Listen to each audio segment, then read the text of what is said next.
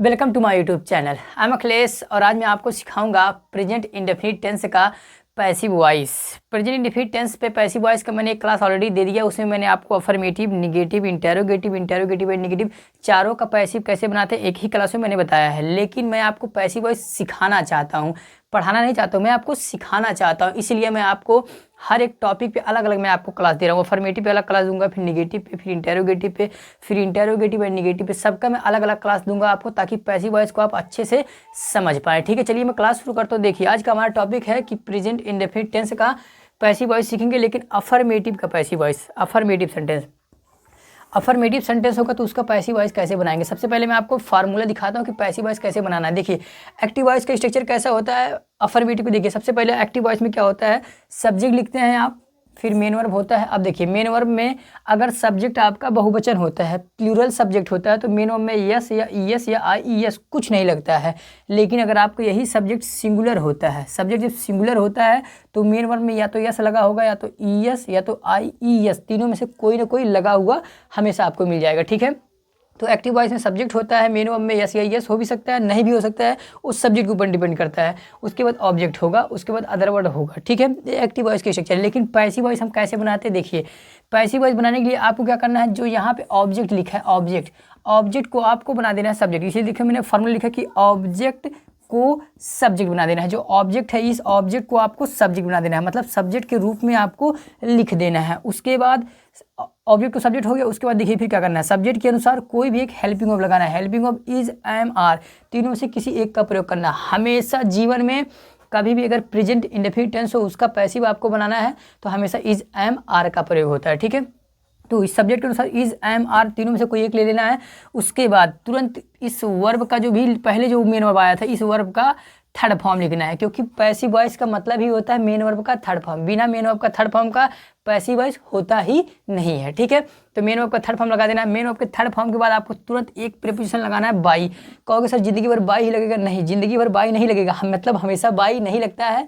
हाँ 5% केस ऐसे हैं जहाँ बाई का प्रयोग नहीं होता है, लेकिन 95% केस ऐसे हैं जहाँ पे आपको बाई का ही प्रयोग करना होता है। तो इसलिए मैं आपको बाई का सिखा दे रहा हूँ, फिर बाद में मैं आपको सिखाऊंगा कि कहाँ पे बाई नहीं आता। ठीक है, तो बाई देखिए बाई लग जाएगा। बाई लगाने के तुरंत बाद आपको लिखना है ऑब्जेक्टिव केस। ऑब्जेक्टिव केस का मतलब क्या, जो पहले एक्टिव वॉइस का जो सब्जेक्ट रहा होगा, एक्टिव वॉइस का जो सब्जेक्ट रहा होगा उस सब्जेक्ट का हमें बना देना है, ऑब्जेक्टिव केस बना देना है। उसके बाद जो पहले अदर वर्ड था तो अदर वर्ड हमें लास्ट में भी अदर वर्ड क्या कर देना है, लिख देना है। जो अदर वर्ड था उस अदर वर्ड को हमें लिख देना है। ध्यान से सुन लो फिर से एक बात, पैसिव वॉइस बनाते समय अदर वर्ड को हमें टच नहीं करना है। ये जहाँ एक्टिव वॉइस में रहता है पैसिव वॉइस में भी हम उसको उसी के स्थान पे रख देते हैं। तो कन्फ्यूज मत होना कि सर अदर वर्ड आया है तो इसको हम ऑब्जेक्ट बनाना, नहीं।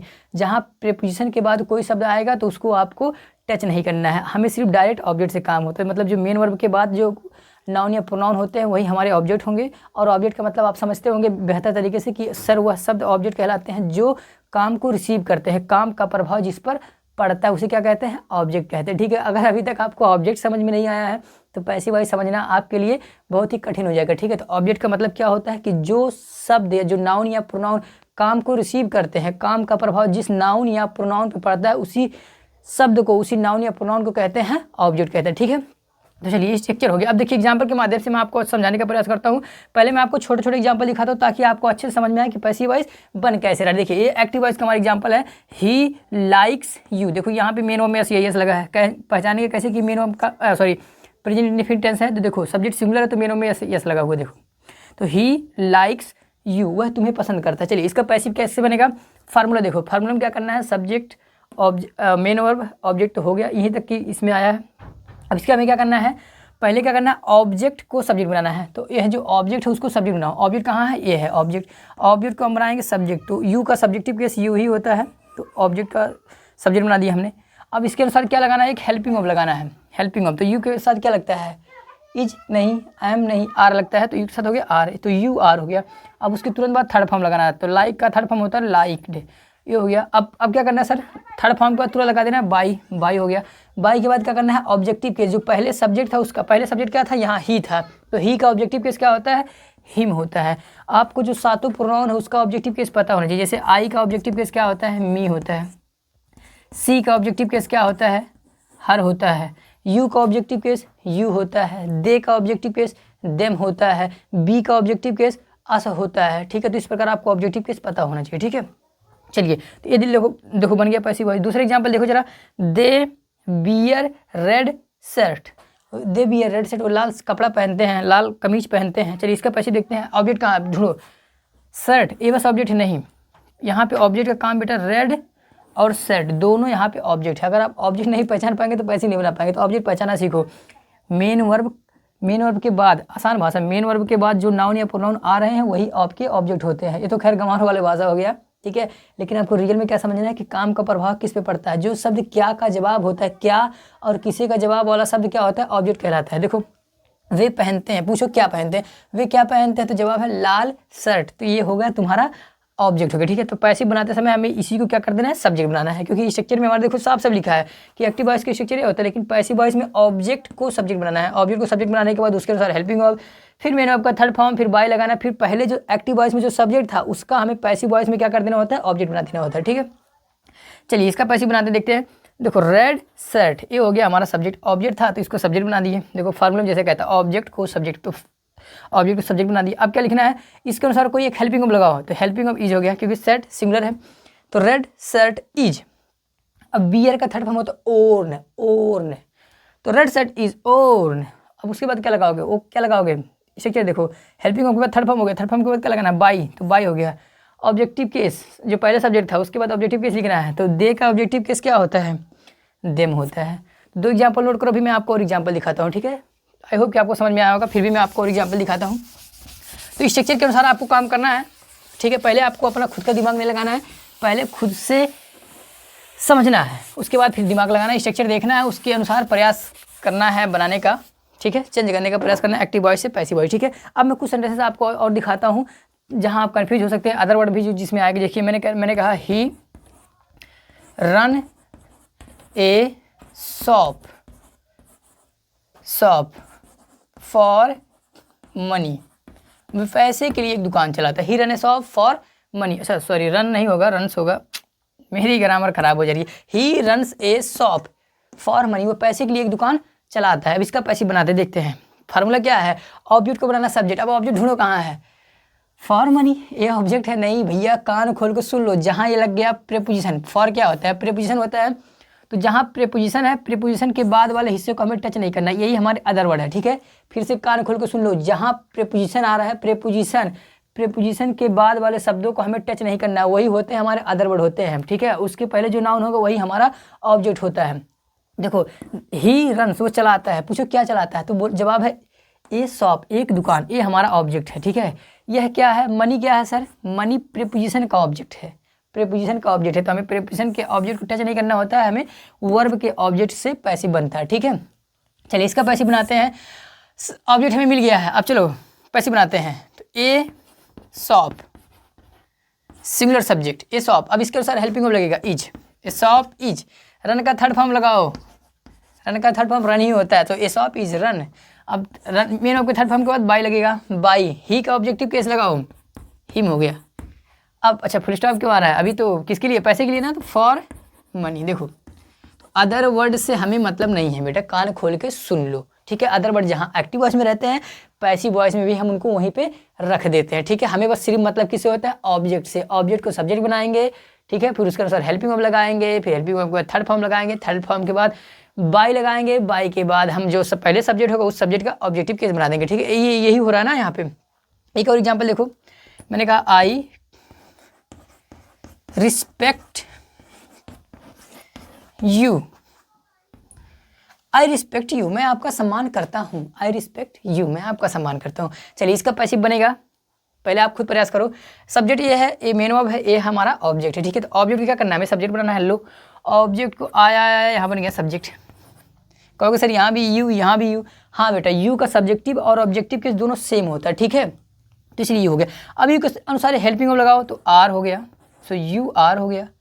रिस्पेक्ट का third form respected, third form का तुरंत लगा दो बाई, बाई हो गया। अब आई का ऑब्जेक्टिव केस सोचो, आई का ऑब्जेक्टिव केस अभी मैंने बताया, आई का objective case me, so you are respected by me, तुम मेरे द्वारा सम्मान किए जाते हो, ठीक है। और कुछ दिखाता हूँ एग्जाम्पल में आपको। मैंने कहा सी कॉल्स मी,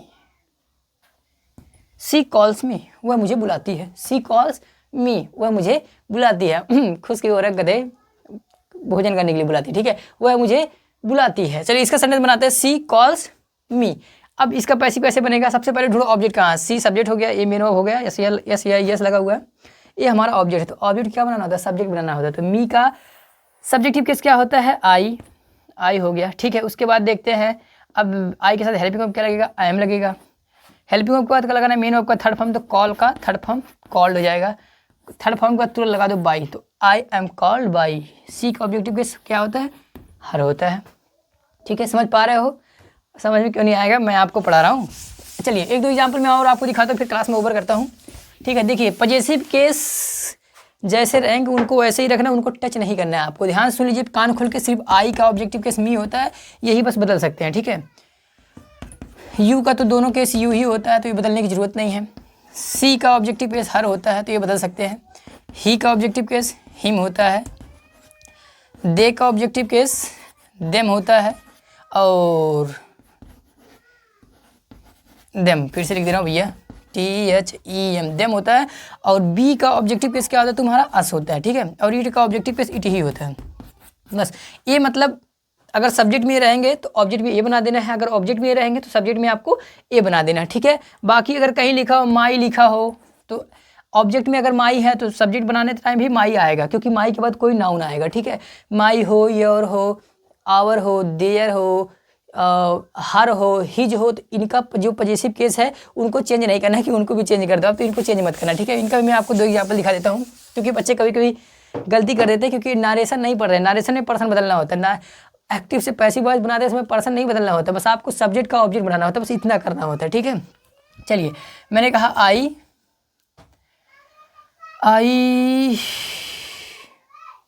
क्या बना दूँ, चलो I make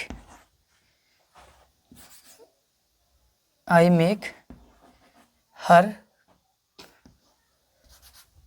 a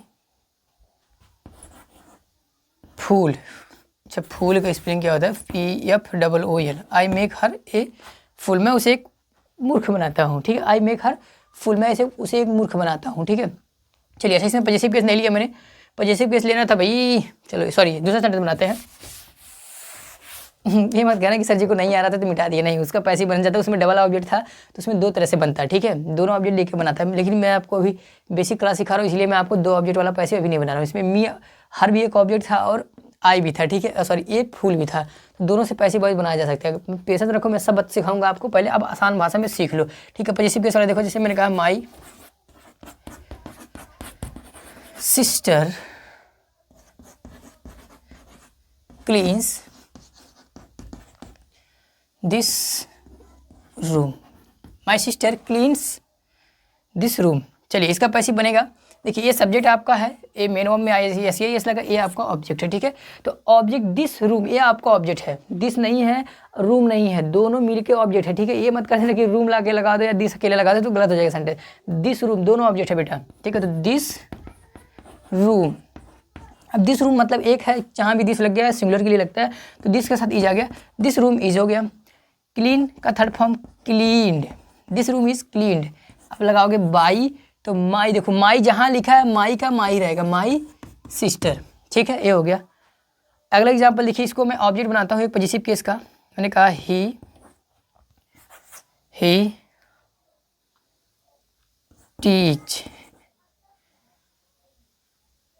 teases your friend, he teases your friend, वह तुम्हारे फ्रेंड को चिढ़ाता है, तुम्हारे मित्र को चिढ़ाता है। चलिए इसका पैसिव देखो कैसे बनेगा, ही टीजेज योर फ्रेंड।